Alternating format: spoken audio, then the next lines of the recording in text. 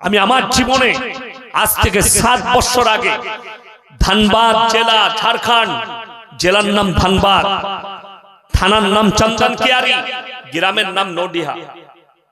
আমার একজন বন্ধু মানুষ আছে মুফতি মনজার আলম কাসমি, আমাকে দাওয়াত দিয়েছিলেন, ভাই আমার গ্রামে জলসা।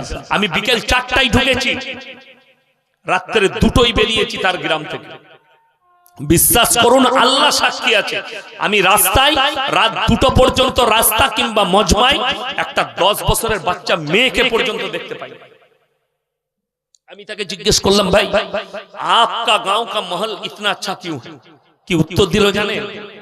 তার গ্রামে 1000-এর বেশি আলেম হাফেজ আছে এবং আমাকে বলল, আমার গ্রামে যারা নেতৃত্ব দেয় তারা হচ্ছে আলেম উলামারা, আলেম হাফেজরা নেতৃত্ব দেয়। গ্রামের পরিবেশ, গ্রামের সবকিছু এদের হাতে। বড় কষ্ট লাগে কোথায় জানেন? কিয়ামতের আলামতের মধ্যে মারাত্মক একটা আলামত যেটা প্রকাশ পেয়ে গেছে। নবীজি সাল্লাল্লাহু আলাইহি সাল্লাম 1450 বছর আগে বললেন,